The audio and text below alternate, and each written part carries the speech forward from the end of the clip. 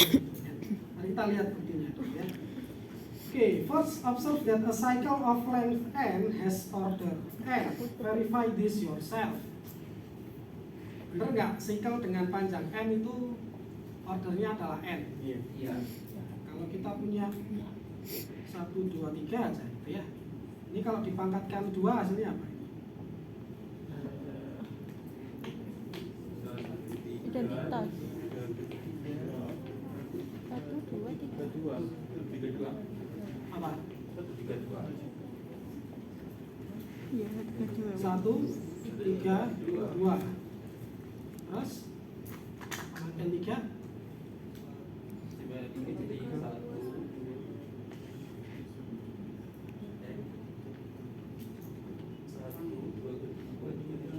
Identitaskan. Ya, kan mudahnya gini.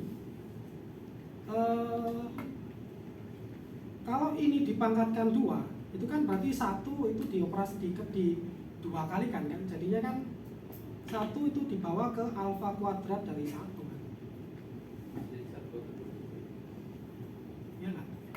Alfa kuadrat 1 berarti dia adalah ya, 3 dalam kasus ini. Dan tadi yang saya sebutkan, ini 1 ini adalah alfa dari 1, ini adalah alfa kuadrat dari 1 kan gitu kan ya.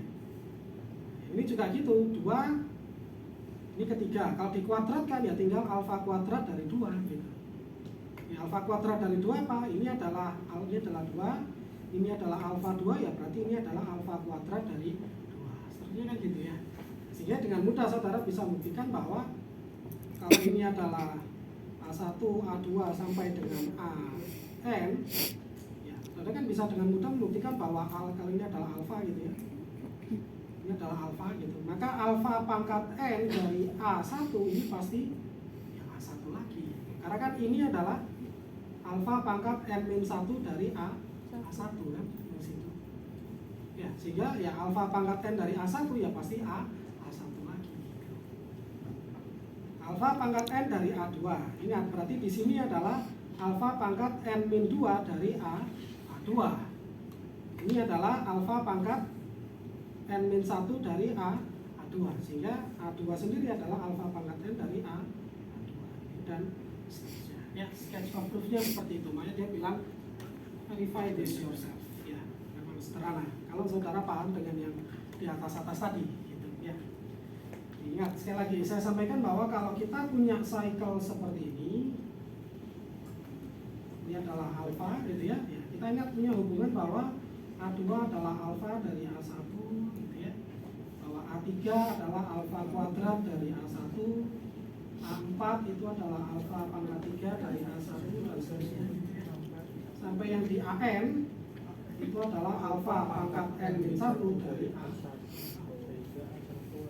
Sehingga kalau dikenakan alfa lagi ya, alfa pangkat N dari A1 ya sudah, berarti kan kembali lagi ke sini gitu ya. Ini adalah sama dengan A.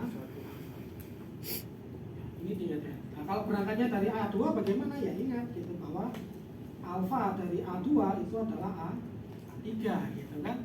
Dan artinya alfa kuadrat dari A2 itu adalah A4 dan seterusnya. Ya, jadi kita punya alfa pangkat N dari 1 dari A2 itu adalah A1. Ya, dan seterusnya. Ya. Next we suppose that alpha and beta are disjoint cycles of length n and n. Ya, jadi misalkan alpha dan beta itu adalah cycle gitu ya, disjoint dengan panjang masing-masing adalah m dan n. Ya, misal K adalah KPK dari m dan n. Ya. It follows from theorem 4.1 that both alpha pangkat K and beta pangkat K are the identity permutation. Masih ingat teoremanya?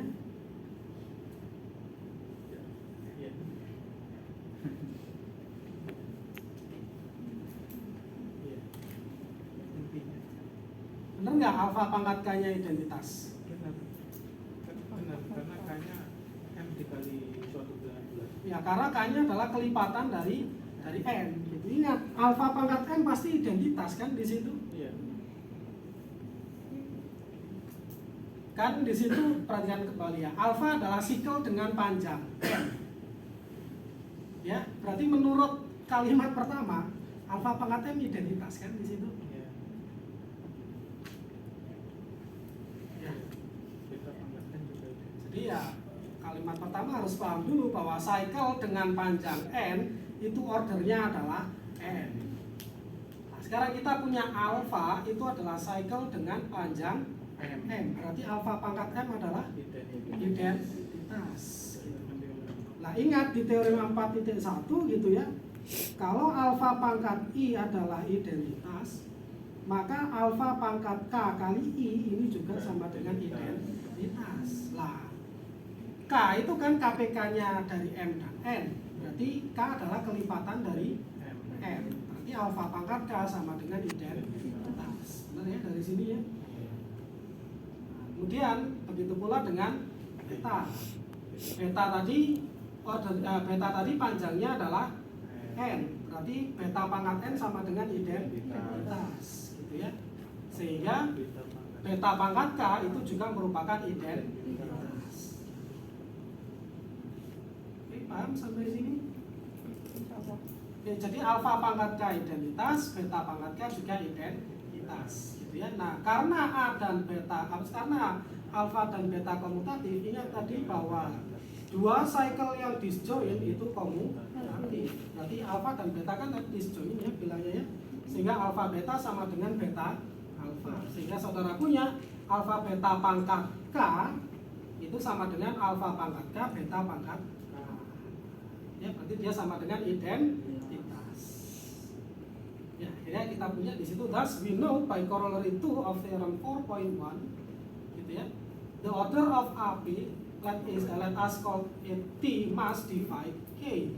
Jadi T habis membagi K gitu ya. Jadi order dari alfa beta itu habis membagi K.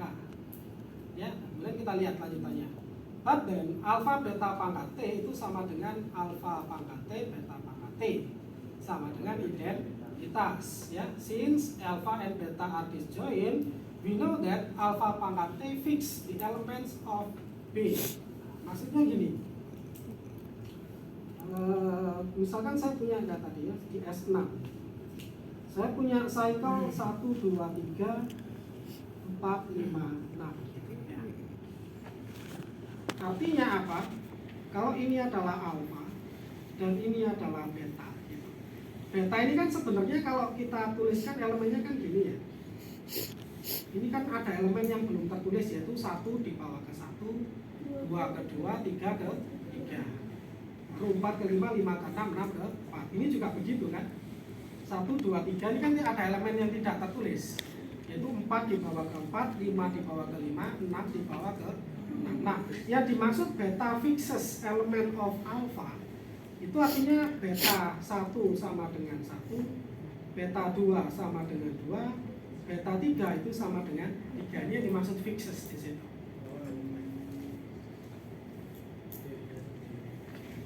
Jadi si beta itu memetakan anggotanya di alfa itu ke dirinya sendiri semua. Begitu pula alfa, artinya karena ini disjoin berarti alfa 4 sama dengan 4, alfa 5 sama dengan 5, alfa 6 sama dengan 6. Itu yang kita sebut dengan alfa nanti fixes elements of beta gitu ya.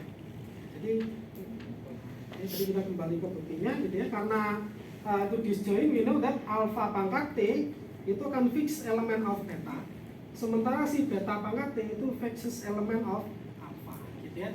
And it follows that alpha pangkat T, beta pangkat T itu fixes 1 through n only when both alpha pangkat T sama dengan identitas dan ketika beta pangkat T nya sama dengan identitas ya. Jadi kita punya seperti itu ya. Jadi itu ya, dia maksudnya fixes 1 through n gitu ya. Jadi si alfa pangkat T-nya akan memfikskan bahwa 1 ke 1, 2 ke 2, 3 ke 3, 4 ke 4 sampai n ke n itu hanya ketika alfa pangkat T-nya sama dengan identitas. Selama dia tidak sama dengan identitas, dia hanya ngefix elemen yang di betanya berarti. Ya, jadi kalau misalkan si kayak tadi ini ya, selama nanti alfa pangkat 2 gitu ya, alfa pangkat 2 ini kalau dikenakan pada 4 juga masih 4, Alfa pangkat 2 dikenakan pada 5 masih tetap 5. Alfa pangkat 6 dikenakan pada 6 masih akan tetap Alfa pangkat 2. sorry, alfa pangkat 2 ya. Alfa pangkat 2 dikenakan pada 6 itu masih tetap 6. Alfa pangkat 3 juga begitu. Alfa pangkat 3 4 masih 4. Alfa pangkat 3 5 juga 5. Alfa pangkat 3 6 itu juga 6. Itu yang dimaksud bahwa alfa T fixes element of beta. Ya, logikanya ya sederhana. Kalau ini alfa 4 sama dengan 4, ini berarti alfa dikenakan pada alfa 4 kan sama dengan alfa 4 ya. Berarti sama dengan 4. Sementara ini tidak lain sama dengan alfa kuadrat dikenakan pada 4. Mau saudara perpanjang saya pangkat 3 juga akan tetap seperti itu. Jadi cycle ini kalau saudara pangkatkan berapapun tidak akan pernah muncul 4, 5, dan 6 bahasanya. Ya, kalau ini adalah alfa, ini saudara pangkatkan alfa pangkat 2, alfa pangkat 3, tidak akan pernah muncul 4, 5, dan 6 di hasilnya. Karena 4 ke 4, 5 ke 5, 6 ke 6. Ya. Nah, masalah 1, 2, 3 nya ya nggak tahu gitu ya. 1 kemana, 2 kemana, 3 kemana itu harus kita ya. Nah, tapi kita tahu bahwa nanti 1 bakalan dibawa ke 1, 2 bakal dibawa ke 2, 3 bakal dibawa ke 3 kalau alfa pangkat T-nya itu adalah identitas gitu ya. Sehingga kita punya pengertian tadi bahwa alfa T, beta T itu fixes 1 to n. Jadi ya, dia akan memfikskan 1 sampai n itu kalau alfa pangkat T identitas, beta pangkat T-nya adalah juga identitas ya. But then T is a common multiple of M gitu ya, because K adalah kelipatan persekutuan terkecil gitu. Ternyata T itu juga kelipatan persekutuan dari apa terkecil juga dari alfa dan betanya gitu ya. Sehingga yang mau tidak mau KPK pasti tunggal, sehingga yang mau tidak mau kita punya K itu sama dengan T ya.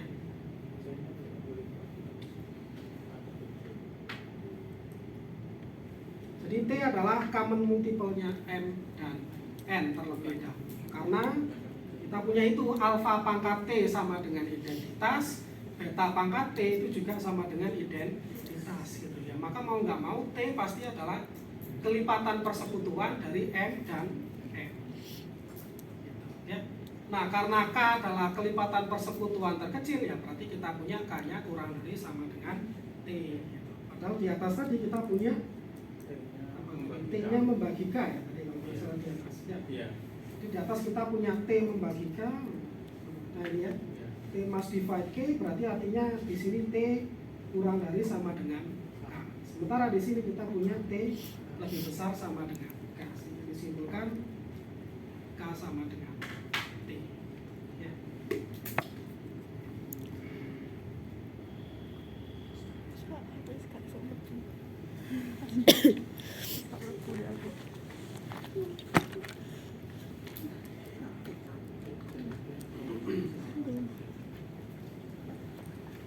Oke, buktinya memang tidak sederhana gitu ya. Tapi kalau cara pakainya ya enak banget gitu.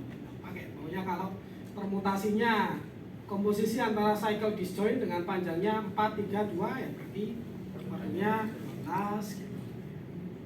Dan seterusnya. Contoh misalkan S8 ya. Saya punya kayak gini.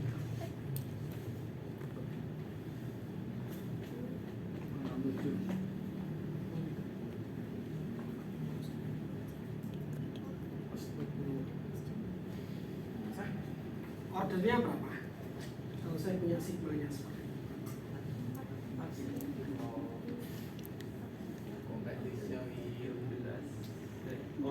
Boleh kan saya bilang ordernya 12? Ya tunggu dulu. Cycle-nya itu tidak disjoint.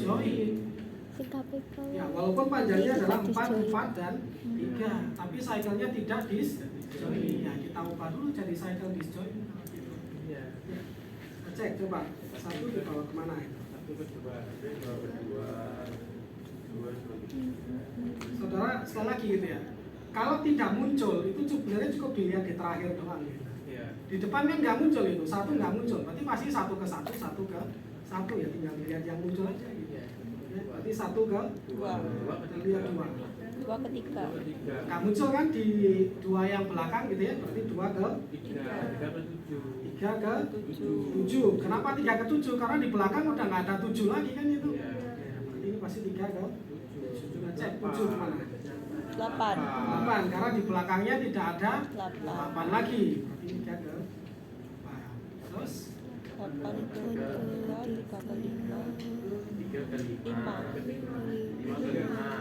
8 ke 3, 3 ke 5.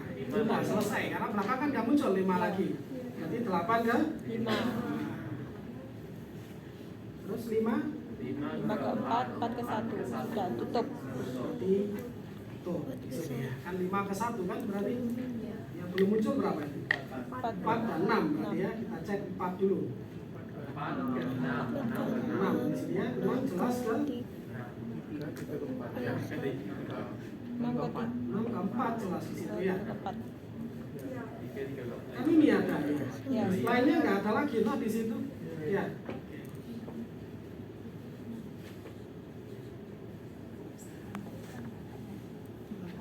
Betul nggak? Benar.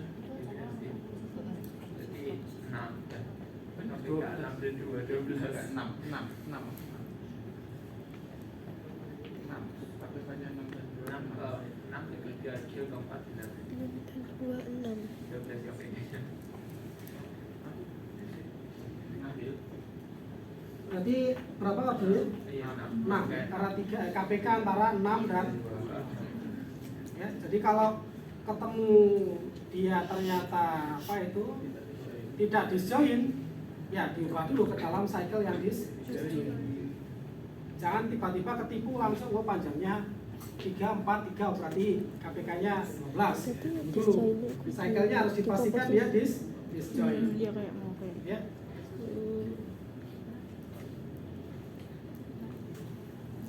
Oke, 3 teorema utama untuk hari ini sudah kita bahas.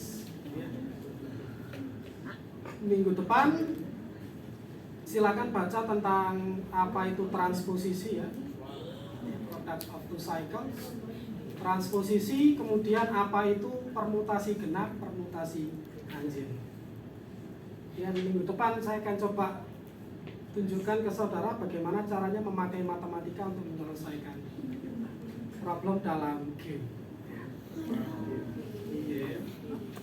Ingat dulu di awal saya pernah menyampaikan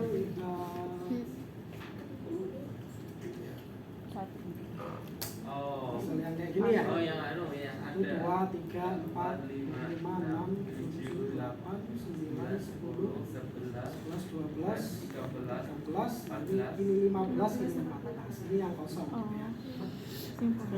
Saya akan buktikan bahwa game ini nggak bisa diselesaikan.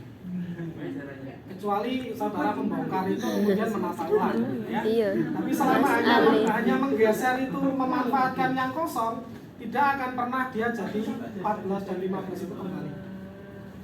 Kita akan buktikan menggunakan permutasi genap dan permutasi ganjil.